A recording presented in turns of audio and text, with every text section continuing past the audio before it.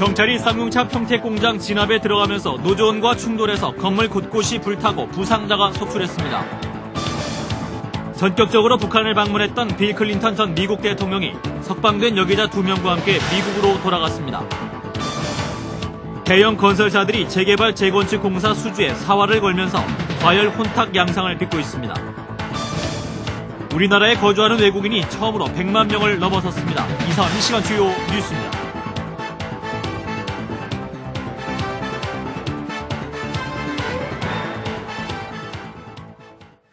시청자 여러분 안녕하십니까?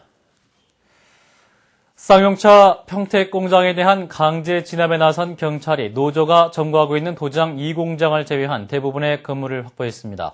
진압 과정에서 노조가 강력히 저항하면서 부상자가 속출했습니다. 쌍용차 평택공장에서 최인수 기자입니다. 경찰이 진압 작전에 나서 노조가 점거하고 있는 도장 2공장을 제외한 나머지 건물을 장악했습니다. 경찰은 오늘 오전 10시쯤 도장 2공장에서 북쪽으로 10여 미터 떨어진 도장 1공장 옥상에 헬기를 이용해 경찰 특공대원 10여 명을 차례로 투입했습니다. 동시에 다른 대원들은 고가 사다리를 타고 옥상에 합류하면서 경찰은 불과 20여 분 만에 도장 1공장을 확보했습니다. 이에 앞서 경찰은 도장 1공장과 바로 연결되어 있는 통로가 있는 조립 3, 4공장에 대한 장악에도 성공해 노조원들을 완벽하게 둘러쌌습니다. 경찰이 식수와 전기를 차단당한 채 도장 2공장에 고립된 노조원 630여 명을 심리적으로 압박하며 고립작전을 벌이겠다는 의도로 보입니다. 이 과정에서 격렬한 충돌이 발생해 노조원 3명이 추락했고 이 가운데 1명은 중상을 입은 것으로 알려졌습니다. 또 경찰과 사측도 46명의 부상자가 발생했다고 밝혔습니다. 사태가 일촉즉발로 치달음에 따라 오늘도 31명의 노조원이 공장을 이탈해 지난 2일 노사협상 결렬 이후 이탈자는 모두 157명으로 늘었습니다.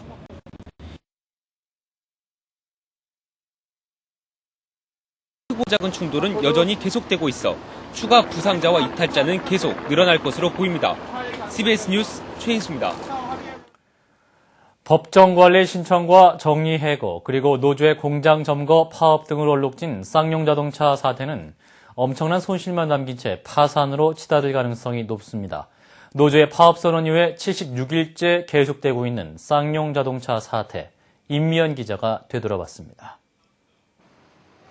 쌍용차 노조가 전면 파업을 선언한 것은 지난 5월 21일. 노조는 파업 선언과 함께 다음 날 오후 평택공장 점거에 들어갔습니다. 이에 앞서 사측은 4월 8일 직원 2,646명을 구조조정하는 내용의 경영 정상화 방안을 발표했습니다. 노조는 강력히 저항하면서 정리해고 처리를 요구했습니다. 이후 사측은 5월 31일 평택공장에 대한 직장 폐쇄를 단행한 데 이어서 6월 8일에는 정리해고 대상자 976명을 해고하며 노조를 더욱 압박했습니다. 특히 노사 갈등은 6월 26일 사측이 제시한 구조조정 수정안을 노조가 거부한 뒤 사측 임직원들이 공장 진입을 시도하면서 본격화됐습니다. 노조원들은 인화물질이 보관된 도장 공장으로 들어가 이른바 옥쇄 파업에 돌입했습니다. 이 과정에서 경찰이 공장 안에 투입되기도 하고 공장은 쇠파이프와 쇠총, 쇠류액과 전기 충격기 등으로 뒤엉키면서 그야말로 전쟁터로 변해갔습니다. 지리한 대치 속에 노사정 중재가 시작되고 노사 양측이 42일 만에 협상 테이블에 마주 앉았지만 노사 협상은 결국 무의로 끝났습니다. 그 사이 피해는 엄청나게 불어나 지난달 말 현재 쌍용차의 생산 차질 대수는 14,500여 대, 손실액은 3,100여 원에 달합니다. 경찰의 강제 해산이 마무리될 경우 쌍용차는 일단 생산을 재개할 수 있는 조건을 갖춥니다. 하지만 막대한 손실이 발생했고 납품 체계와 영업망이 붕괴된 상황 등을 감안하면 쌍용차가 예전의 생산 수준을 회복하기 전에 파산할 가능성이 크다는 분석이 지배적입니다. CBS 뉴스 임미연입니다. 국가인권위원회는 다수의 인명피해가 우려된다면서 쌍용자동차 평택공장의 강제 진압을 최대한 자제해야 한다는 긴급 구제 조치를 경기지방경찰청장에게 권고했습니다. 인권위원회는 기존의 진압작전으로 이미 큰 인명피해가 났다며 경찰은 농성자와 진압대원의 생명과 안전을 보장하지 못하는 위험한 강제 진압을 최대한 자제하라고 강조했습니다. 전격 방북한 클린턴 전 미국 대통령이 어제 북한의 김정일 국방위원장과 회동했습니다. 김정일 위원장은 미국 여기자에 대해서 특사를 실시해 석방하도록 했고 클린턴 전 대통령은 여기자들을 데리고 미국으로 돌아갔습니다. 박지환 기자입니다. 클린턴 전 미국 대통령과 김정일 국방위원장이 어제 전격 회동했습니다. 북한 언론들은 김정일 국방위원장이 어제 오후 평양에서 클린턴 전 대통령을 만나 폭넓은 의견을 나눴다고 보도했습니다. 조선중앙방송과 평양방송은 두 사람이 북미 간 공동의 관심사에 대해 대화를 나눴다며 이같이 전했습니다. 특히 클린턴 전 대통령이 버락 오바마 미국 대통령의 구두 메시지를 정중히 전달했으며 김 위원장은 사의를 표하고 진지하게 담화를 나눴다고 밝혔습니다. 어제 김 위원장과 클린턴 전 대통령의 만찬 자리에는 김양건 노동당 통일전선부장과 강석주 외무성 제1부상 등이 배석했습니다. 두 사람 모두 당과 내각을 대표하는 최고위급 인물로 북한이 클린턴의 방북을 북미 관계 전반으로 확대하려는 의도로 해석됩니다. 김정일 위원장은 클린턴과 회동한 뒤 미국 여기자에 대해 특사를 실시해 석방하도록 조치했습니다. 오늘 아침 클린턴 전 대통령은 불법 입국 혐의로 억류됐던 유나리와 로라링 두 여기자와 함께 귀국길에 올랐습니다. 이에 따라 핵위기가 고조되던 지난 1994년 6월 지미 카터 전 미국 대통령의 전격 방북으로 이뤄진 북미 간 협상 국면이 이번에도 재현되는 것 아니냐는 분석이 나오고 있습니다.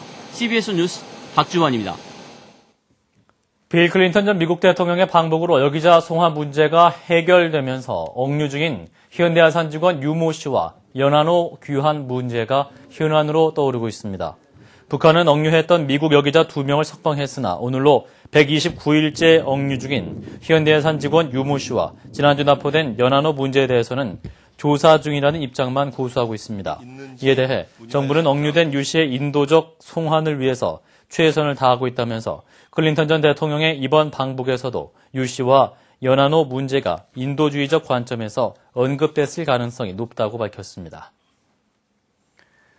우리나라에 거주하는 외국인이 매년 증가해서 올해 처음으로 100만 명을 넘어섰습니다. 행정안전부는 국내에 거주하는 외국인 현황을 조사한 결과 지난 5월 현재 총 110만 6,884명으로 파악됐다고 밝혔습니다. 이는 우리나라의 인구 4,959만 명의 2.2%에 해당하는 것으로 지난해 같은 기간 조사 때보다 21만 명, 24%나 늘어난 것입니다. 올 들어 대형 건설사들이 재개발, 재건축 공사 수주에 사활을 걸다시피 경쟁을 하면서 정치인 선거 뺨치는 혼탁 과열 양상을 보이고 있습니다. 이기범 기자입니다. 유권자들이 버스에서 내리자마자 도우미들이 달려들어 한 표를 부탁합니다. 아예 유권자들의 팔짱을 낚아채 투표장까지 가는 길에서 1대1 유세도 벌입니다. 경찰 순찰차까지 출동해 정리에 나설 정도로 유세가 과열됐습니다. 지난 주말에 있었던 서울의 한 재개발조합 건설사 선정 투표장 모습입니다. 투표에 앞서 상영된 건설사들의 동영상 유세는 과열을 넘어 혼탁 그 자체였습니다. 낯뜨거운 상대방 깎아내리기 일색이었습니다. 현수는 저희 삼성의 민주당 선량한 조합원에게 접근하여 응원을 제의하였습니다. 그러나 저희 삼성은 현산의 어떤 응모에도 흔들리지 않고 삼성전이 빼먹은 행복은 모두 함께 추가하고 돌아옵니다. 절대 속지 마십시오. 이처럼 건설사들의 재개발, 재건축 수주 경쟁이 치열해진 것은 주택경기 침체 상황에서 다른 사업보다 수익이 보장되기 때문입니다. 재개발, 재건축 아파트 공사는 조합원 물량이 보통 70%를 차지해서 미분양 걱정이 없기 때문입니다. 이에 따라 올 상반기 5대 건설사들의 재개발, 재건축 공사 비중이 지난해 같은 기간보다 10% 가까이 늘었습니다. 문제는 재개발, 재건축 무한 경쟁이 무주택 서민들에게 피해를 줄 수도 있다는 점입니다. 예, 재개발 경쟁이 가중됨으로 해서 주민 설득을 위한 비용이 과다하게 지불이 된다든가 또 동시에 이주 철거가 일어남으로 해서 전세값이 상승하고 결과적으로 서민의 주거난을 더욱 가중시킬 가능성이 있다고 생각이 듭니다. 이에 따라 재개발, 재건축 사업의 속도와 시기 등을 조절하는 방안이 마련돼야 한다는 지적도 나오고 있습니다. CBS 뉴스 이기범입니다. 서울 도심을 30분 안에 연결하는 자동차 전용 지하 도로망이 생깁니다. 서울시는 11조 2천억 원을 투입해서 2017년부터 단계적으로 지하 40m 이하의 6개의 노선, 총 길이 149km의 지하 도로망을 구축한다고 밝혔습니다. 서울을 남북과 동서로 가로지르는 5개의 노선은 소형차 전용 복층 구조로 건설되며 기존의 동부간선도로를 지화화하는 1개 노선만 대형차 통행이 가능하게 설계됩니다.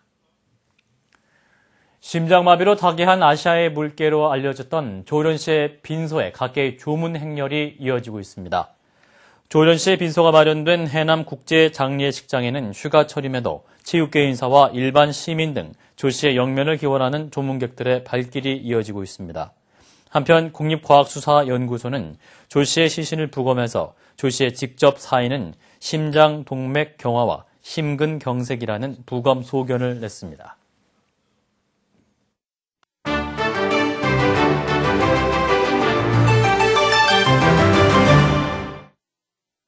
넉 달 전 북한 국경을 넘어갔다가 억류된 미국 여기자 2명이 오늘 오전 빌 클린턴 전 미국 대통령과 함께 귀국했습니다. 그동안 노심초사하며 유나리와 로라링의 석방을 기다려온 가족들은 반가운 소식에 기쁨을 감추지 못했는데요. 여기자 석방 소식에 반가워하는 사람들을 세계 속 화제에서 함께 만나보시죠. 미국 로스앤젤레스 유나리의 집 앞. 평양을 떠나 미국으로 돌아오고 있다는 소식을 전해 들은 유나리의 남편은 기자들의 질문에 대답할 겨를도 없이 차를 타고 어디론가 가버립니다. 한편 세크라멘토에 사는 로라링의 사촌은 석방 소식에 반가움을 감추지 못했는데요. A big hug, and we're glad to have you home. We missed you terribly, and don't ever do that again. 샌프란시스코에 있는 두 기자 소속 회사 커런트 TV는 끝까지 둘이 무사귀환하길 바란다며 노란 리본을 상단에 띄운 채 방송을 송출했습니다. 베를린 동물원의 고릴라 가나. 지난 일요일 태어난 자신의 새끼를 지극정성으로 돌보는 모습이 흡사 사람 같습니다. 고릴라 가나는 1년 전 석 달 된 새끼를 병으로 잃었습니다. 그 뒤 가나는 일주일 동안이나 죽은 새끼를 안고 다니다 결국 병까지 얻었는데요. 동물원은 새로 태어난 새끼와 가나 둘 다 다행히 건강 상태가 양호하다고 전했습니다. 이스라엘의 한 고속도로. 어디선가 나타난 말 3마리가 도로를 달립니다. 그런데 그중 가장 큰 말이 차가 다가오자 그대로 자동차를 뛰어넘어 버립니다. 그 바람에 차 앞유리창이 부서졌습니다. 이 화면은 반대 차선에서 달리던 운전자가 촬영했습니다. 맥주의 나라 독일. 하지만 그 명성이 무색할 만큼 올 상반기 독일의 맥주 판매는 사상 최저치를 기록했습니다. 독일 연방통계청은 맥주 판매량이 49억 리터로 작년에 같은 기간에 비해 4.5% 감소했다고 발표했는데요. Die Hauptgründe für den rückläufigen Bierkonsum in Deutschland sind die demografische Entwicklung, also die Bevölkerungsentwicklung, die soziodemografische Entwicklung, das heißt die veränderten Lebensumstände. 최근 독일은 화창한 날보다 습하고 흐린 날이 많아 맥주를 즐길 수 있는 야외 활동이 줄어들었습니다. 지금까지 김도란이었습니다.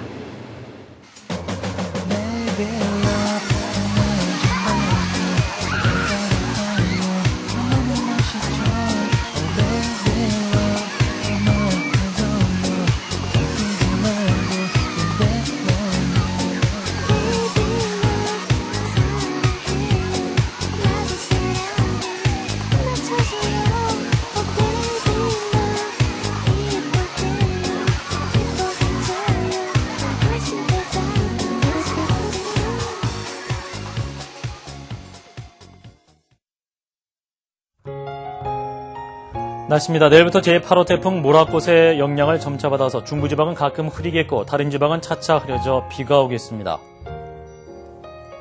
아침 최저기온 18도에서 24도, 낮 최고기온 23도에서 31도가 되겠습니다. 서울의 현재 기온 30.2도입니다. 이상으로 CBS 뉴스를 마칩니다. 고맙습니다.